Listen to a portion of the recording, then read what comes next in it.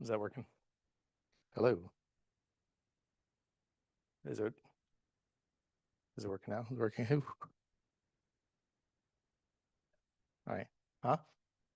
No? Do I need to press it again? Hello? Icicle,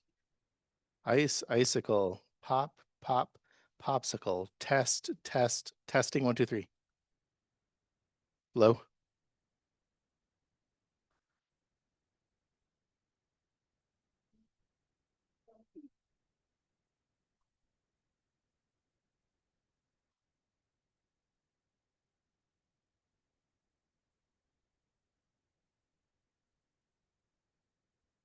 Hello?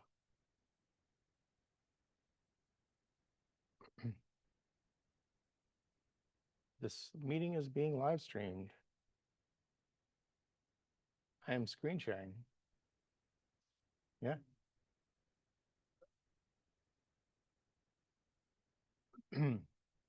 Is it working yet? Working good? Is it off? Is it on at all?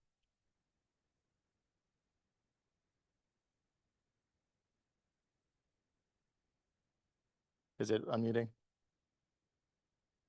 There's only one button, right? All right. Okay. I project pretty good. I don't know. Oh, I'm gonna grab a soda. Is it working? I'm gonna go to that thing where I go to a different room and pretend like my mic's not hot.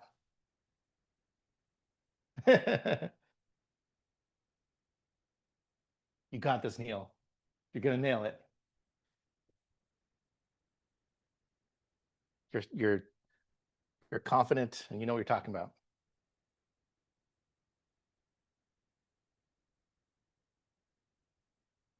Oh, did I leave my mic on?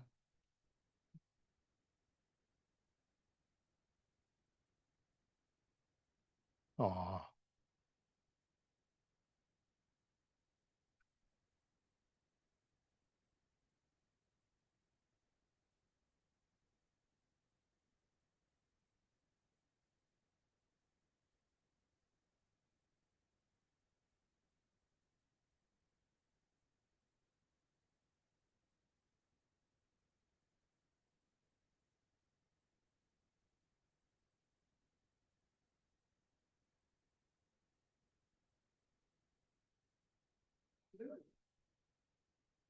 Anything fancy going on in anybody's world? Nothing? I want that new 5.3 codex. That's my Codex? the new OpenAI. 5.3 is supposed to be good.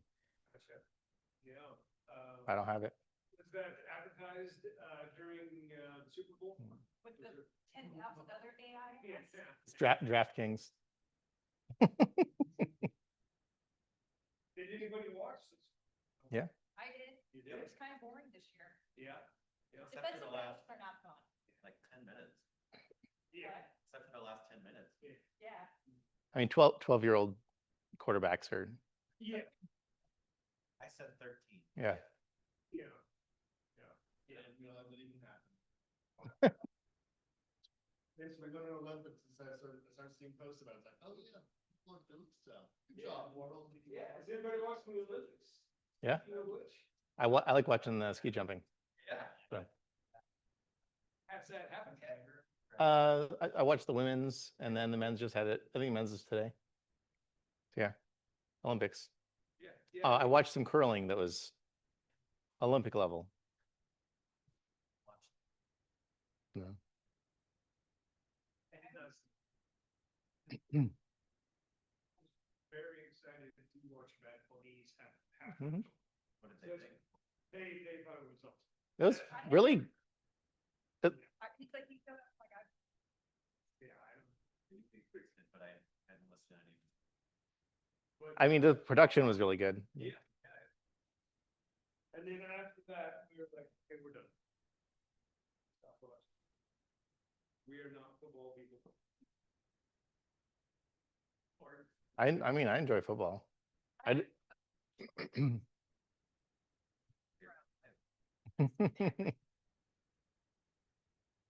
I didn't think the commentators did a great job in the Super Bowl. I thought it was kind of hard to follow Yeah, what was going on, and they didn't do a good job of yeah. pulling people in. Reactive, it was pretty much just,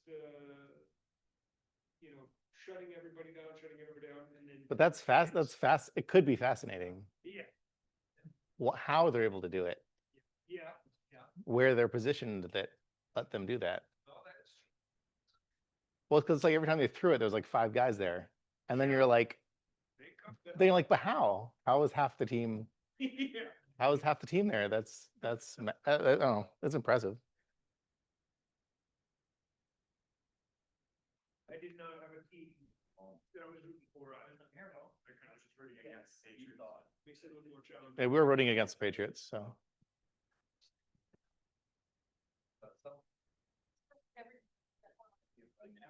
That if there's not, I just go, just give me an entertaining game. I'm good.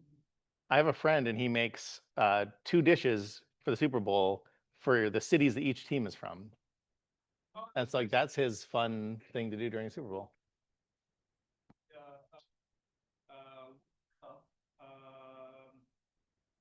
Yeah, I don't remember which World Cup it was. Argentina, I'm not remember the other country, but maybe France. I don't know. But we did that exact same thing. Well, we made their favorite the soup of the country, and there were 2 really freaking good soups that are from now on to make. Soups are good. I don't know. Especially if you have it. Have fun in other ways. It's an amazing thing that humans can do. Go ahead and get started. Just remember, I am not picked up at all on video unless I'm speaking. All right. So Did that work? Okay, it did. Awesome. I'm all good. Okay, so there's one big thing that I want to be sure to remind everyone of, and I'm going to do that right off the bat. In March, on March 9th, we are having a pretty big event where we're going to invite all of the local user groups in one location to, we're all going to kind of gang up and try to do a bunch of just varied challenges of sorts. So it'll be kind of like, what we've done in the past for coding dojos, just a simple, here's a challenge, break up into a group, try to see how you can solve it in a small amount of time, whatever. Might do many of them. Yeah? Many? Possibly? Yeah, I don't know. We'll see. But anyway, it should be a lot of fun and should be hopefully a lot of people. So, talk about it. Bring your coworkers. That might be kind of cool because we're gonna try to do as many different tech stacks in the room as possible and get as many different ideas and thoughts on the same challenge and see what we come out with. So that's coming up. That'll be March 9th, our very next event. And February is a short month and will end quickly. So make sure you put that on your calendar and please join us. Beyond that, this is Web Geeks. Thank you all for coming out. Once again, we do this once a month. Every month on the second Monday of that month. And so you can always count on us being here and having a presentation or a discussion or even some kind of, challenge, mini hack type thing as well. And you're all welcome to come in, participate, and if you would like, if there's ever a topic that you would like to see something crafted around an event put on around that topic, please let us know. Myself and Ben back there, and we can figure it out. We can we can work with you and make something happen. Or if you're interested in talking, that would be kind of cool too. If you aren't really feeling comfortable with a full talk, you could even do a micro lightning talk, I think they call them. And either one of those would be acceptable and kind of awesome too if you wanted to. We do take submissions for talks on Sessionize. You can find us there. And on our website, there is a sign-up form, which Neil found, and a few others have found too. Somehow. And I need to check more often. I apologize for that. I will do. But yeah, and just a reminder, as many as I can of our events are live streamed on twitch.com/DSM Web Geeks. So you can watch this again there. And then that'll go down after 2 weeks. And then I will upload this talk to YouTube. So it'll be there as well. Okay. I don't think there's anything else. Ben, did you have something you want to throw out? Tell people where the bathrooms are or something like that? Thank you. Hey everybody, welcome to Source. I'm Ben, I'm a recruiter here. Would love to shake your hand after if we haven't met, but yeah, just a few housekeeping things. Eat some pizza. Back there in that electrical room, which is not dangerous at all. There's a fridge. Go back there, grab anything you like. Restrooms are upstairs. Take a right, and that guest Wi-Fi code will work for you here if you need one. Just want to piggyback on the March event.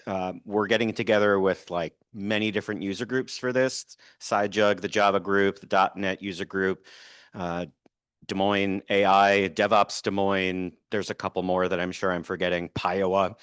We're all going to get together here at Source Allies on our normal night. It worked out that we just decided to do Web Geeks night. So same bat time, same bat channel, but we'll be using a coding website to give ourselves different katas to work through. But the goal is to bring more of the tech community together and have you meet some people you might not already know. So it should be fun. Thanks for coming. Cool. All right, Neil, I will hand it off to you. All right. Mic working? I think so. Right. Is this off? Yeah, you let me know. Hi. There you go. There you go. Okay. I'm talking about Convex. This is something I discovered when I was messing around with different ways of doing syncing in one of the apps I was working on. Is it not working? I thought it was on. Is it still on? It's on. Okay. Yeah. I think I shall be loud. We'll see. But I think it's worth knowing about just because it's a very different way of doing syncing, a very different way of understanding how you can do kind of a data layer in your app that persists to the server. I always like to include a few slides at the beginning that help you figure out who I am in a nutshell without saying actually anything specific. I was a boat driver as a child. I'm from the Bahamas originally, but I was born in America and my mom's American, so don't worry, I'm good. But I grew up there, came over to the States for college and stayed here. Since then, I've been in Des Moines for 17 years or something like that for a while.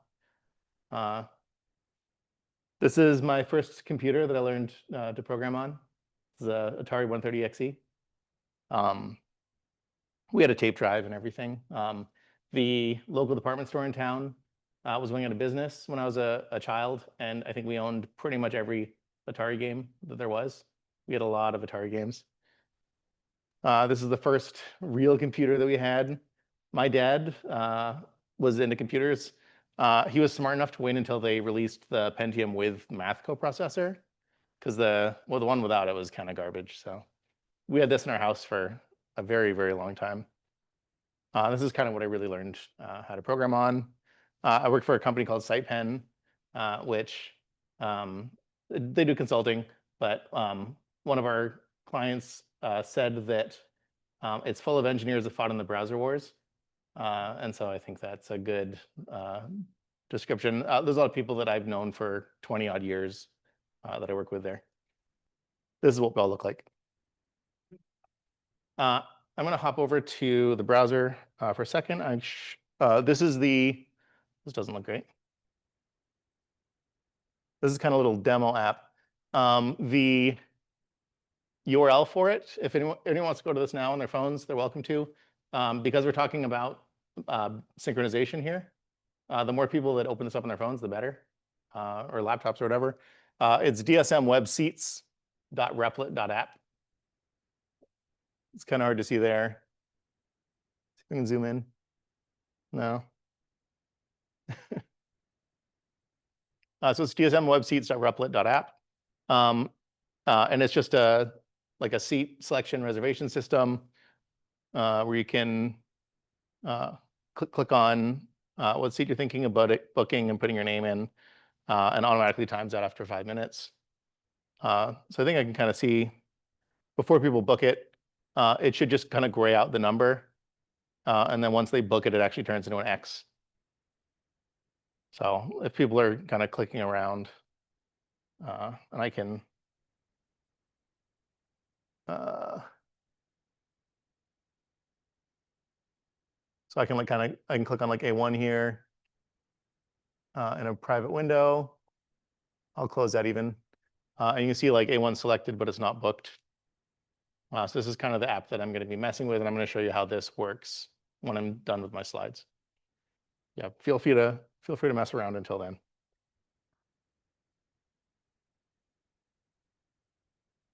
I made that in Replit with Convex has like an LLM's text. So I just gave it that and told it in pretty great detail what I wanted it to do, and it did a pretty good job. I had to mess with it a little bit after it was done, but it created a pretty cool app to use to demo this. I like to give people a little narrative of how we're going to be doing this.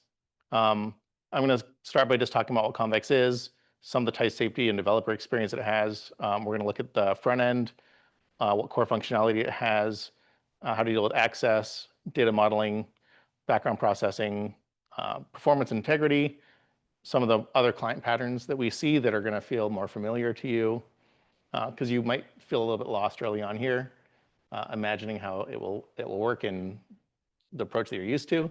We'll touch on that a little bit in client patterns, and then they have a little component library that has like additional functionality that can bolt onto it. All right, so Convex, it's basically cloud hosting. So it's all cloud backed. You can run it yourself if you want to. It's cheap enough that I don't see why you would, unless you were like a really big enterprise. So it's got a database, server functions, and then has an interface layer as well. That's kind of the part that makes it really fascinating. It's serverless, right? So it'll spin up and down based on demand. You don't need to manage any of that. It manages it for you.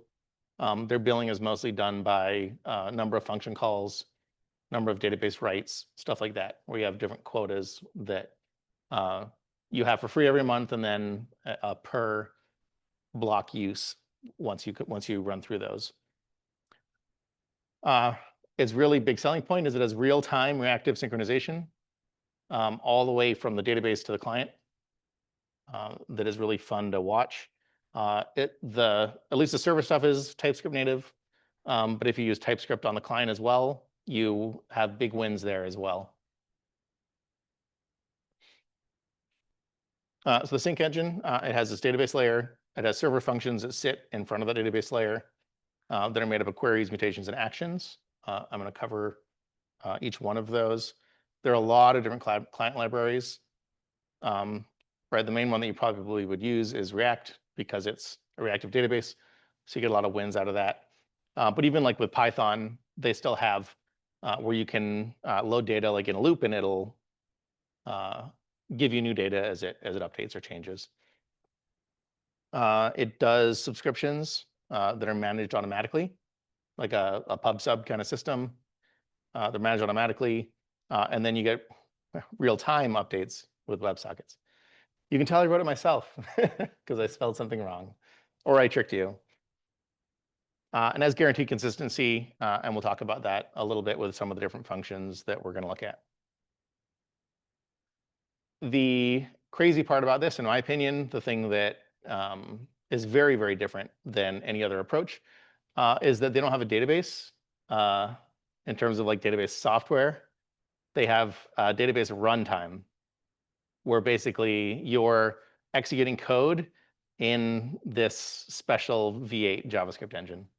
There's no query language or anything like that. You're literally just looking through documents in a special runtime that they have. When you're dealing with a database, you're in an isolated execution environment. Those functions run in this V8 environment, very isolated, and very sandboxed. Yeah, so there's no query language. The code execution itself is transactional. With a lot of databases, you're beginning transactions, doing something, committing the transactions, rolling it back. This is just the entire function call is transactional. And I have some more detail about that as we go. They have generated types and type safety. When you write your functions, we'll see that there's like a way to do database schema. All of those things are compiled into generated types that you will, in some cases, need to access, in other cases, want to access in order to give your app type safety and even work at all. Like I said, they're non-optional. When you are trying to call a function, you have to call the generated reference in order to call it, but that's about it. There's no other requirements. You don't have to use TypeScript if you don't want to. You can call it with JavaScript if you really, really want to. But if you do use the types, you have auto-completion, inline documentation, type safety, server to client. They have a validation system that backs their functions, their database schema, a few other things. If you've messed with different validation systems, it's pretty standard, right? v.string, v.number, v.boolean, all that stuff. They have automatic type checking on function input. So if you call a function incorrectly, it will throw an error automatically. You don't have to worry about that. You can turn it off, but it's pretty great. Yeah, their database schema system uses it as well.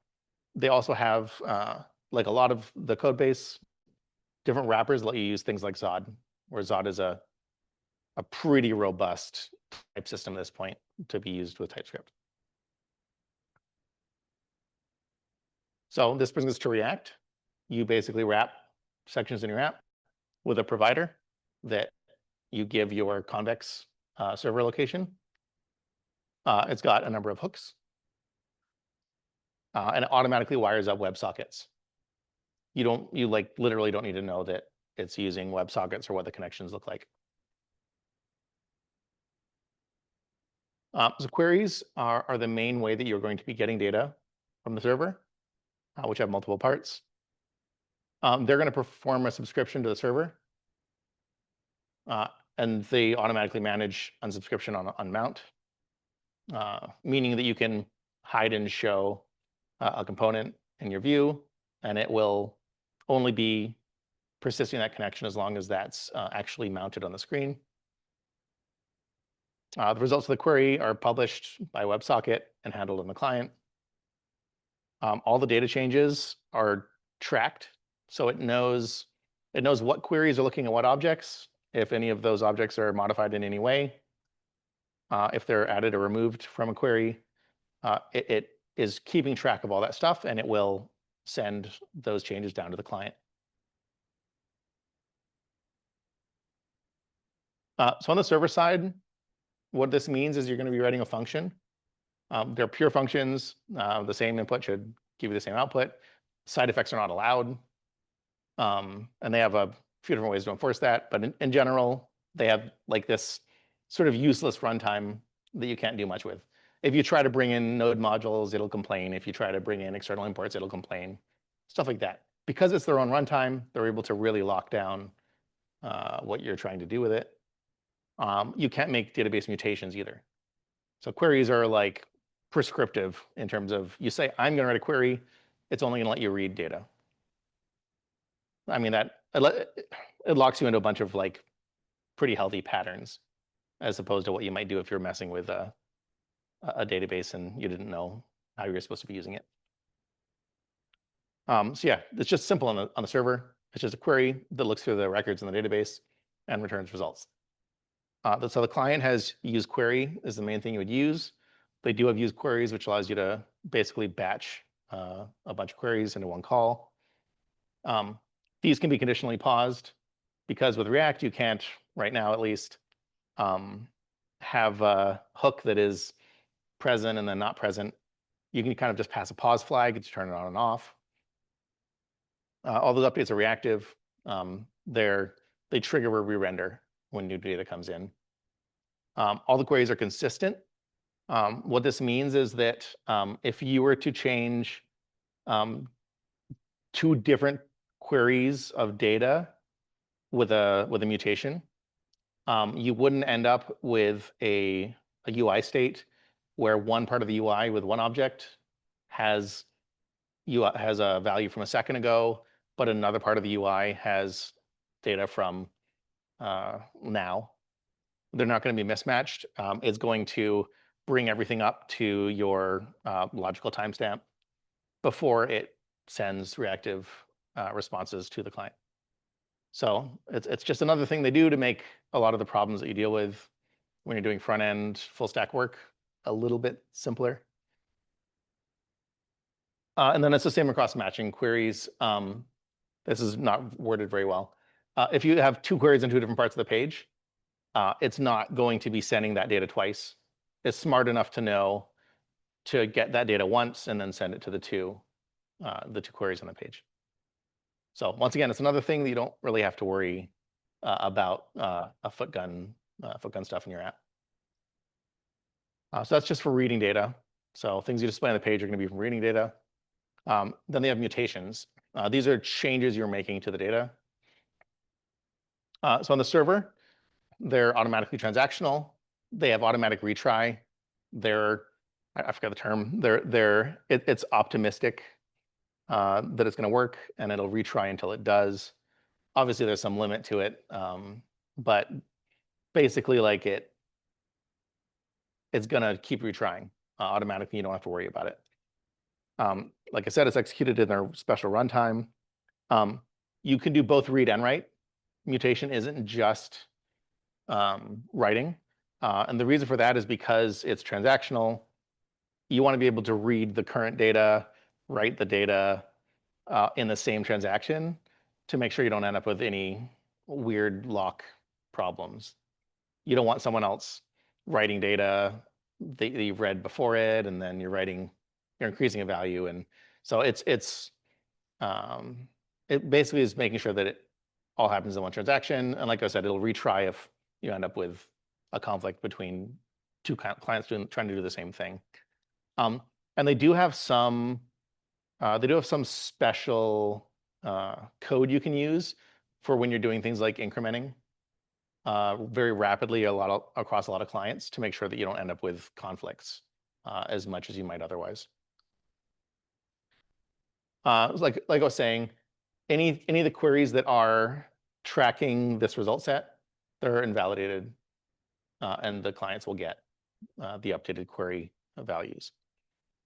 You call that in the client with use mutation. That's basically a function call. You're just saying, I want to use this mutation, and it'll type check the arguments and stuff like that. So the third thing, the big thing they have is actions, which is anything you want to do that isn't a query and isn't a mutation, right? This doesn't run in the database runtime, right? This is, I think it's just Node at this point.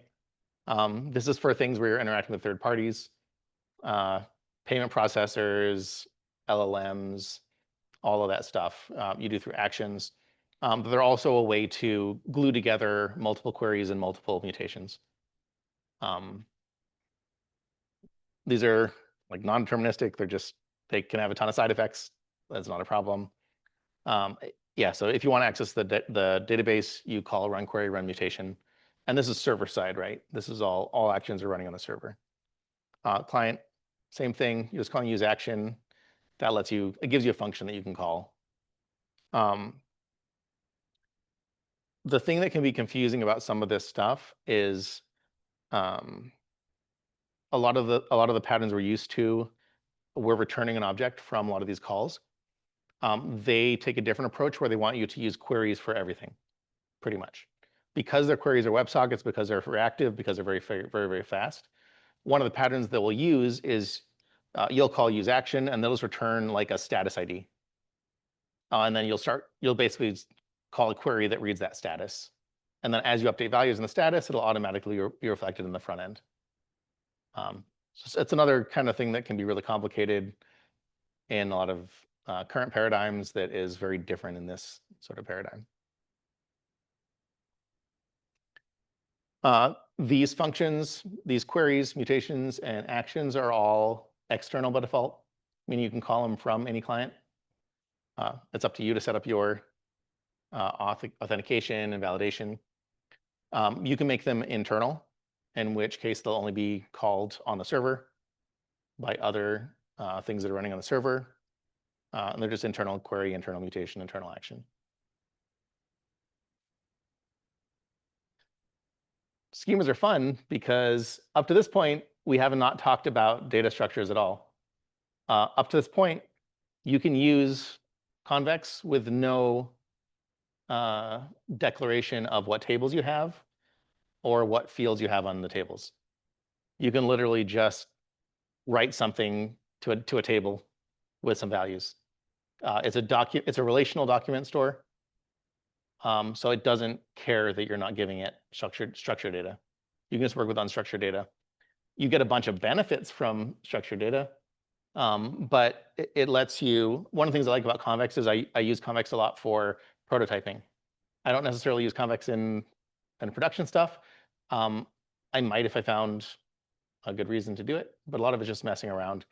And so being able to kind of spin up a whole app without ever worrying about how your data structure is going to look is really neat.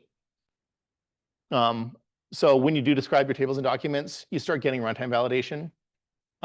You can take your schema and you can actually derive types from them. So you can say like, well, this function should accept this type. And now it'll type check when you pass that object to that function. It adds TypeScript types. So when you, and I'll show you that working in my app. You can say like, oh, well, I want this component to accept this type of object. That can be derived from my schema. Same way if you've ever used Zod, stuff like that. It's the same sort of idea where they have code and then types, and they kind of can work. Well, you can go from code to types really easily. Like I was saying, we have that schema validation at runtime. I talked about starting without schemas. Oh, so this is the thing that's neat, is that if you do a lot of your dev work where you're just writing to tables and feeling what works right and what doesn't, you can then generate a schema from your data. So you've written some stuff to tables, you've given them properties. You can then turn that into a schema and apply it to your database. I mean, you can tweak it, right? Because it's probably not going to be perfect. But it's one of those things where it's really neat because you can go crazy and then rein yourself back in when that's done. Because everything's done with kind of function calls and like these really straightforward approaches, they have this idea of scheduling. So you can say you want a function to be called at a future point in time. So you can schedule something to be run in the future. So like, and they have more clever stuff around this, where if you have a schedule in your mutation, the schedule only happens if the mutation completes. So if you schedule something and then you run a mutation and it fails, you're not going to be stuck with that schedule in place. It'll back the schedule out. It'll roll back even that scheduled function call. They have a cron jaws system as well that does function calls on a schedule. And you can view those in the dashboard as well. You can view all the schedules you have pending. Once again, in my demo, I'm doing the demo and I'll show you those schedules actually appearing in the dashboard. You can apply indexes to this document store, right? These are part of your schema, and they will obviously speed up your queries. They make it so that you don't have to iterate through every document in the database, which is good. If you have millions of rows, you probably want some sort of index. You either need it in large data sets. You're going to either need it for filtering or you're going to need it for ordering. Just iterating through documents without those is going to be slow. You need to have one or the other. So you put in your schema, and then when you perform queries, you call .withIndex as a method of filtering those down, and they have their optimization that happens in the background that applies that index. But yeah, like it's not a query language. You're still iterating through documents. It's just filtering those documents down really quickly because it's built in the index already in the background, and it maintains that index in the background. The database has triggers too. These are not really part of the database. These are part of the fact that you have your own runtime. So they're just little bits of functionality, right? It's not something magical in the database. They have a library called Convex helpers. A lot of what I'm going to be talking about, like 50% of what I'm talking about from now on is probably going to come from the Convex helpers library, which is just like extra code that not everyone's going to use. But the triggers run whenever data in a table changes. Once again, only if your mutation succeeds will it update the trigger. That's what you get by having the automatic transactional support that they have. So you can do callbacks for like onCreate, onUpdate, onDelete. And this runs a bunch of other neat little add-ons as well. All right, so richer network interaction.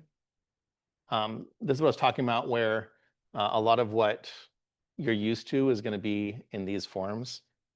They have a paginated query that automatically interacts with a pagination call on your queries. They have a local query cache that actually works across tabs. So if you run the same query in multiple tabs you have open, they'll all, behind the scenes, be maintaining the same query in local storage. Use query with status. By default, it just returns either undefined or data. This gives you loading state and stuff like that as well. Right, like this makes it closer to what you're used to. They have optimistic updates. I have an example of this in my code. This basically lets you change the query result the way that you assume it's going to happen on the server. If it fails, it'll throw an error. If it succeeds, it's basically transparent. The one catch is that if you're relying on the value in a dependency in React, like if you have like a use effect and you're using the query result as one of the dependencies, if you edit it and then it comes from the server again, it'll double fire. But like it's just a weird little gotcha. And then they've used stable query. This is where let's say that you have like a filter you're running on your data.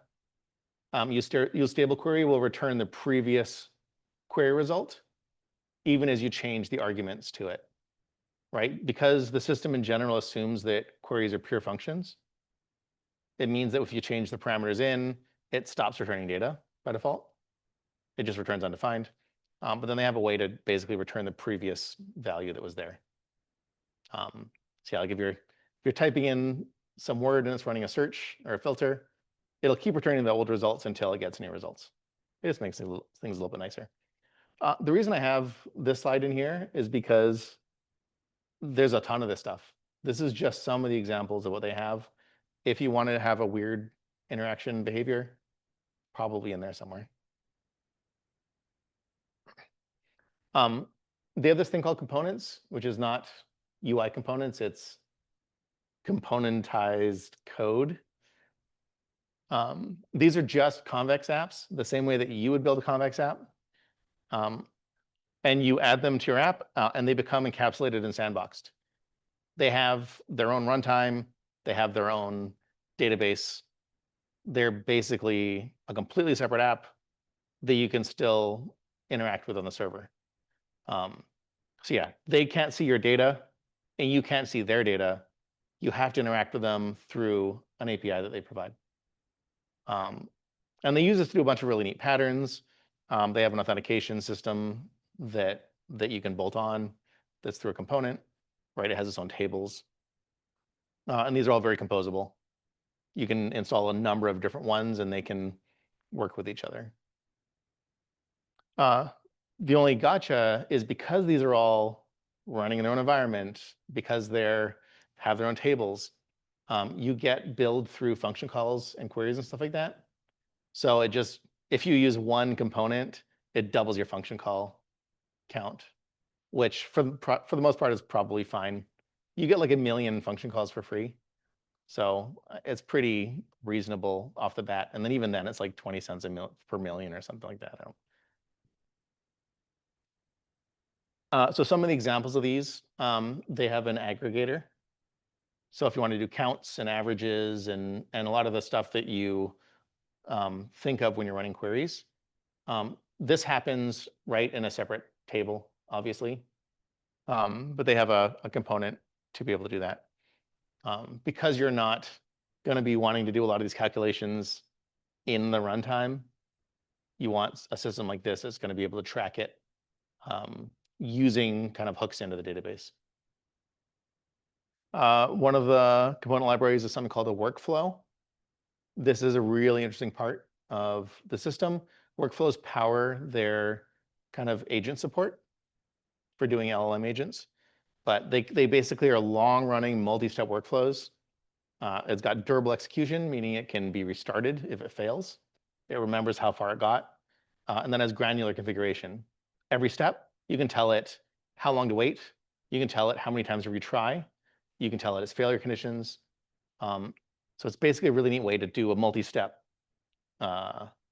series of function calls with results that you can pass to later ones that can be resumed, even if it fails. Yeah, and so it's really neat to look at. If you're curious about like how to deal with long-running workflows, it's a neat one to look at. It's one of the ones that I've seen that's way more understandable than other approaches. They also expose statuses, right? Like I was talking about how a lot of things have status objects. So like you can get a status object, and you can tell what step it's on, what's completed so far, how many times it's tried different things, and it'll return all that stuff in a status object for you. The agent is its own component, which is designed for dealing with LLM agents. This one specifically, though, is more about dealing with conversational threads. So if you're having a conversation, you're having a conversation through a thread ID. And it's automatically storing the history of the conversation that you've had. You can branch the conversation. It automatically stores the conversation with RAG. And in the case of a long conversation, it'll automatically pick and choose what messages to actually include in context when it makes the subsequent calls. It's got tool calling, all the usual stuff with dealing with agents. So I'm going to show you the code now. Well, before we get to the code, anyone have any just general questions or philosophical questions?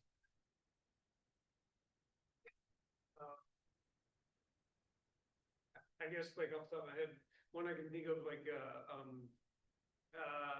is there any, how do you do environments in this thing? You have to spit up a brand new instance for an environment, or? They automatically manage, like, you mean like hosting environments, like with?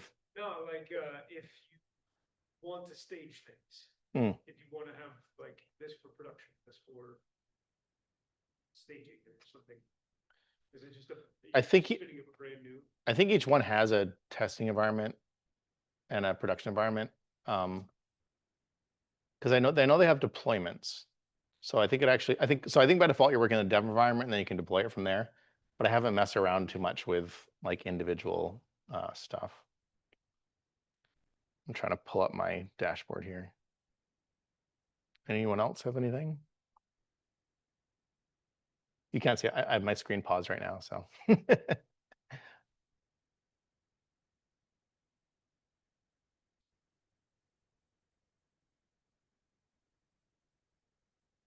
Oh, I'm already logged in. Great. Okay. Resume this. All right. So kind of the first thing I'll do is, this is the dashboard here. And so the database is pretty straightforward.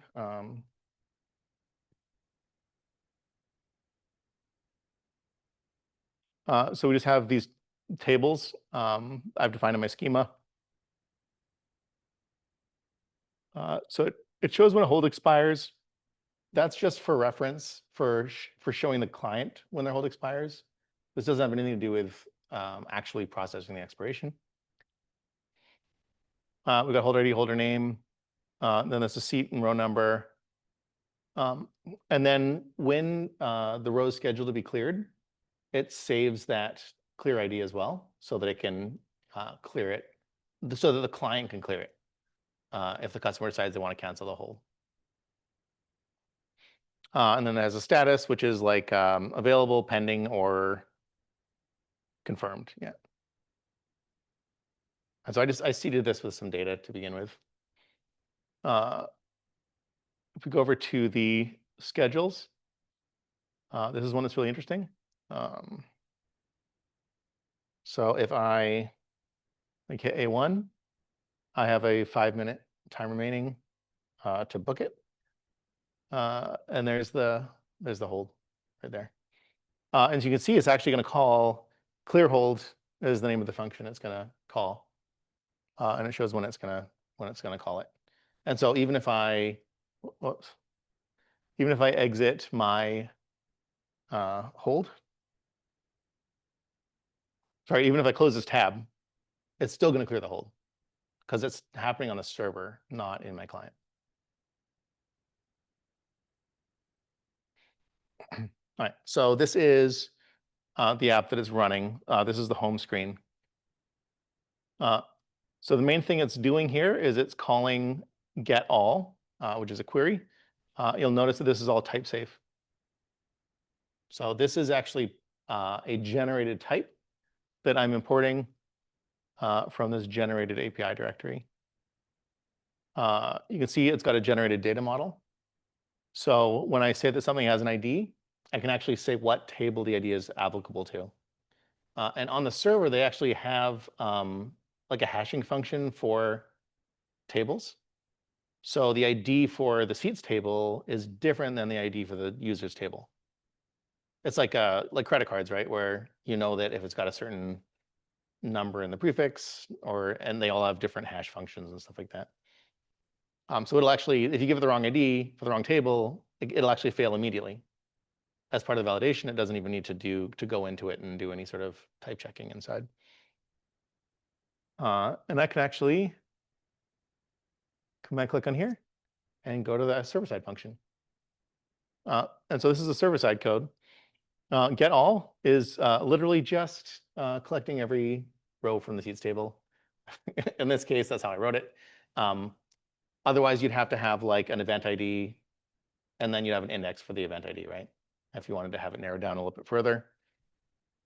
And so that's just a declared query. It's public, right? It doesn't say internal query, it's public. And this is just running inside that database context. So there's mutation, it's seat ID. I'm saying it's from the seats table. It's the ID of the seats table, right? So this is more type safety here. And then the holder ID, that's just generated on the client right now and just stored in local storage. It's just like a UUID. It lets the client be able to like load their seats back up even on page reload. So like the handler, it checks for the seat. If it's not available, it throws an error because you're trying to basically select the seat. There's an index here, right? So it's going to check to see if this user has any holds right now. If the user does have holds, it'll cancel them.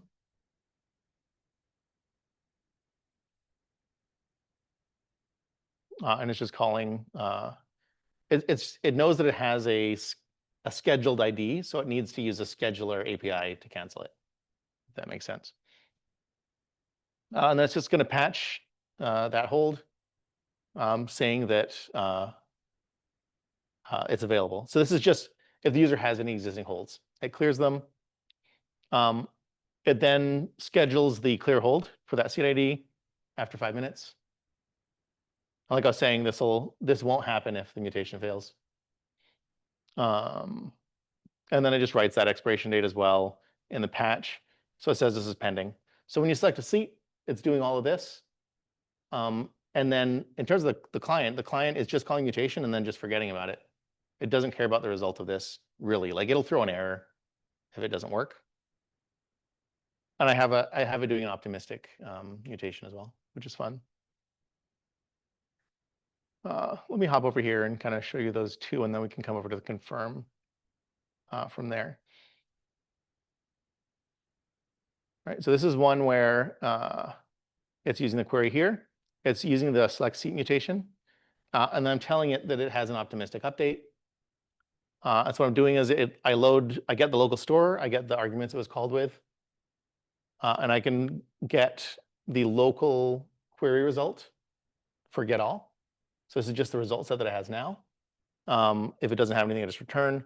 But then I can go through and I can basically, if it's this seat ID, then I just mark it as pending with the new holder ID, which is what I expect the server to do, right? So I expect the server to do that. I can do an optimistic update. And then if that fails, it'll roll back to the previous state of the database. So just it makes the UI feel a little bit snappier. In general, I don't think most people would notice it, but it's a neat little thing you can do. You can also use this sort of pattern to like give it a loading state, and then the loading state will be cleared when the new data comes down, obviously.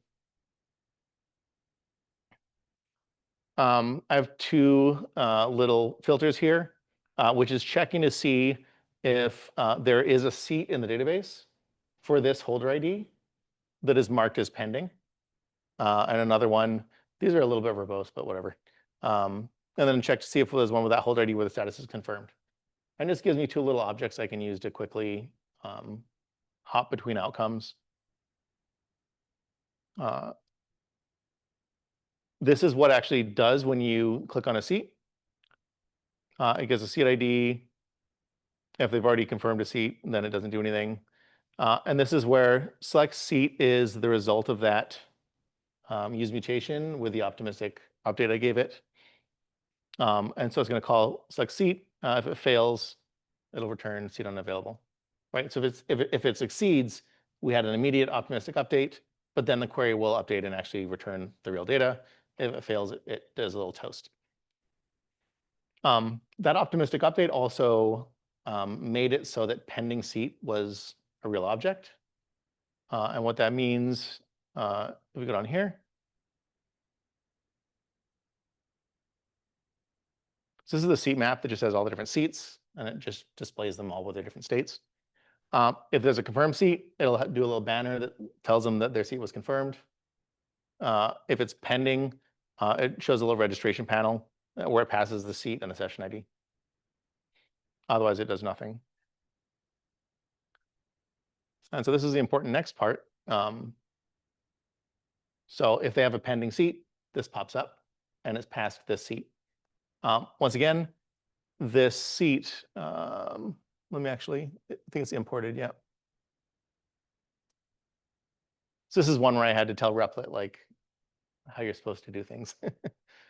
So they have doc is a type and ID is a type. And so I can say seat is a document in the table seats. And then ID, or the seat status is just one of the statuses from that status. So all type safe, right? I can actually go to the schema quick. So this is the schema where status is a union of the literals available, pending, and confirmed, right? And those are the indexes. Right, so it's just it's deriving the state from the declaration of those three literals. I'm gonna go back to registration panel. All right, so this is just being passed the seat. In this case, it's not querying for anything. You just type in your name, and then it's got two mutations, confirm seat and release seat. We just hop into those. Maybe we can. It's being. Oh, I clicked the wrong thing. All right, so confirm seat is a mutation, or it's giving a seat, a holder ID, and a name. It does some error checking. If that seat did have a cancel scheduled, it clears that, right? Because it doesn't want to cancel that seat. But I mean, there's a check in that as well, so it's not a big deal. So it'll patch and say it's confirmed to that holder, and it clears all the rest of that stuff out. Release seat is kind of very similar. It's just patching it with that it's available. And I'll show you, this is clear hold here. This is marked as an internal one, right? I don't want anyone to be able to call this. This is just the, you can do less type checking as well because you know it's coming from the server. This is the one that's scheduled. It's just given a seat ID, right? If there isn't a seat or the seat status isn't pending. So if for whatever reason it was marked available by something else, or if it was confirmed by something else, this will just bail out and won't do anything, which is just a little extra safety. Otherwise, it just patches it as available and no one has it. And this is just what I use to populate the database. But otherwise, that's the entirety of the server-side code. So it's what, 129 lines? Like it's pretty tight server-side logic for kind of the complicated app that we have. And I think even the client-side stuff I think is pretty small as well. So you can see here, this is just exposing confirm seat function, exposing the release seat function. Confirm seat is called with that seat's ID. All of these documents have _ID, which is that, like I was saying, that like special, like signed version of an ID that's automatically assigned to each object. And then it either succeeds or catches the failure. And then the cancel just has a, well, it doesn't do anything. Probably should. And then, yeah, like so. Yeah, so this is just all client side where it's telling you that it expired. This actually isn't doing anything otherwise. I think I had this open and I just let it expire and now it has reset, which is kind of fun. Yeah, I think that's it. The confirmation banner is just Chrome. It's just telling them what seat they got. So if I go over here, right?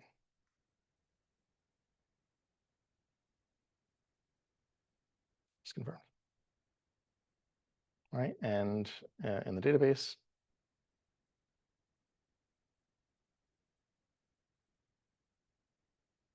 I'll show you the little sort here.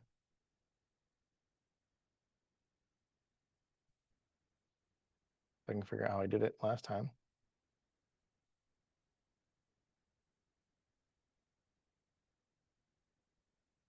There it is. So there's my entry there.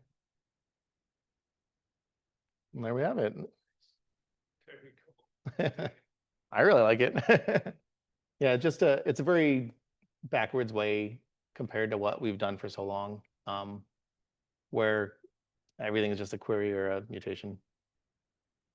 Yeah, any questions? Sure. This feels like Firebase. Mhm. And I haven't touched Firebase in some time, but there seems to be quite a bit more in here. What are like some quick advantages that you can think of over Firebase? I mean, from what I understand, Firebase is much more of just a database. I don't know how much you're able to actually code into your server-side stuff with Firebase, but I don't have a ton of experience with it. I have experience with some similar stuff, but if anyone else has a good answer to that, I would appreciate it too. So, does anyone have Firebase experience? They can speak to that. Yeah, it is somewhat similar where you can express like data is accessible somewhat dynamically, but not to the extent, at least 5 years ago, Firebase, not to the extent that is. Yeah, that's pretty sweet. I'm curious, the Toast package you had in there, is that just like an NPM package, or is that something that? I would recommend no one ever uses Toast. It's fun for this kind of stuff, but like there's a bunch of like UX gotchas with toasts that are not very fun. But that's just some packaging. Yeah, I just use Replit to do this and Yeah. then made sure that it did. It was, Yeah. uh, I think toasts are nice for demoing stuff, but yeah, with like real apps, they can become a bit of a problem. And you said this thing, or Convex offers authentication? Like it has its own authentication? Yeah, they have like a really simple auth just built in, but then they also have an auth where you can integrate with WorkOS and Clerk and a bunch of other tools, right? Where they actually like, so one of the things with Convex you can do is it's not just limited to this sort of database interaction. You can actually expose HTTP endpoints. And so you can have webhooks that make it work with Clerk and make it work with WorkOS and all that stuff. In the within your app or within Convex, is there anything that is like showing you nice logs or enable you to track bugs or error handle or anything like that? Yep. So this is the this is their log. Pretty much out of the gate. If you do like console logs, they'll all be here as well. This is just all the function calls. Because I don't think I have any console logs in my app. Yeah, this is neat. This is showing all of the different times the cache was hit when we were calling get all, right? Because a lot of it was just people connecting and not doing anything. Yeah, so I've really liked their logs. Their logs are pretty cool.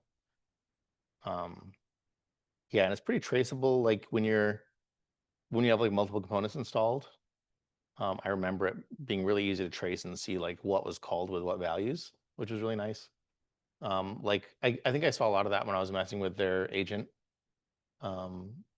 system because calling the agents was a separate component, and so it had separate function calls. Yeah, it has like file support, and like I was saying, it has RAG support too. So it'll create embeddings, searchable embeddings in the different tables, and it'll automatically call them with whatever embedding you have set it up with. Yeah, and it does it like during idle time, and it does a bunch of clever things that you would do if you were trying to write your own RAG system on a ton of data. The data you're pulling back, are you able to say like this is GraphQL or this is just a REST API, or In terms of what do you mean? what you create in your app in the in this thing, can you expose it, or is that out of your database? I guess it's not really. Yeah, I mean, if you wanted to write your own endpoint that took that took like some sort of intermediate format, then I'm sure you can make it work. Because like ultimately, like when it's calling the database, it's pretty uneventful. Because you're just looping over stuff. So I don't know how a lot of those query languages resolve to like actually load data and filter data, but I'm sure that there's something that's like put a like JSON path or whatever on front of an object, a bunch of objects, and it'll figure it out. Very cool. Yeah, it's fun. Yeah. Anybody else have any other thoughts? Can you share your schema file? Yep. And then you said you could like generate that on your database. What did you do? I've never tried that. Yeah, so here it is. This is a representation of the schema that's currently being enforced. So it has all in here. And then do they have like a Oh, that's a migration layer or something? A what? Like a migration, like Yes, I've never messed with it though. Okay. I think it's in Convex helpers.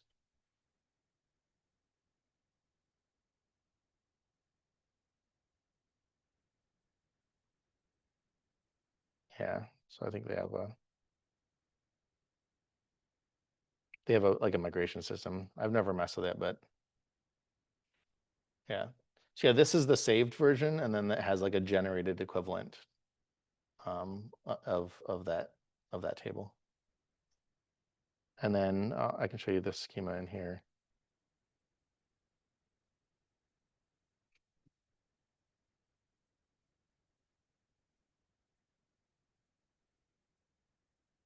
Yeah, so it's like a bunch of optional stuff.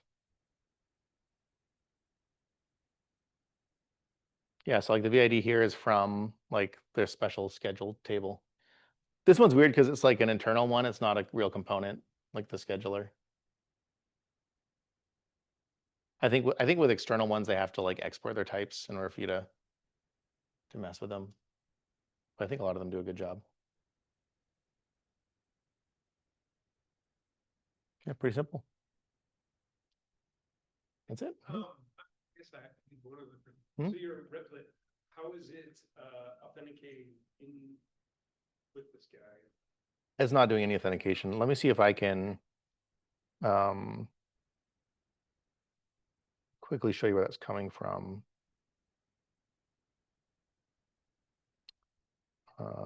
Session ID, there we go. Yeah, so it's just using a crypto random UUID. And then it's just storing it in local storage. Just so, yeah. Collisions on UUIDs are like really, really low. I don't know if there was a guy that he published like, I generated these 10 UUIDs in a row using this algorithm. And then here's the 11th. Like, he's like, you need to guess the 11th. And I've encoded this file with the 11th UUID. And no one got it. He was just like, he's like, I used this algorithm. It created these 10 in a row. What's the next one that created? And people couldn't figure it out. Because it's just the collisions on UUID stuff is just astronomically low. Awesome. Yeah. Yeah. Thoughts. Thank you very much for.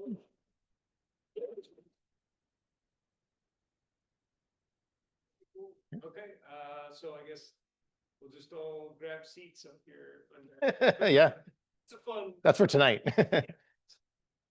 Just project, just to show an interesting use case. Well, it was really fun because I was like, I want to talk about these things. I told AI, I was like, I'm doing Convex. I like have ability to schedule things. And it's like, oh, it's just seat selection, then they can time out. And like, oh, that's really AI to the rescue. All right. Thank you. Seats over there, you can certainly grab. And yeah, thank you. Cool, thank you. You may grab your Of course. lapel microphone.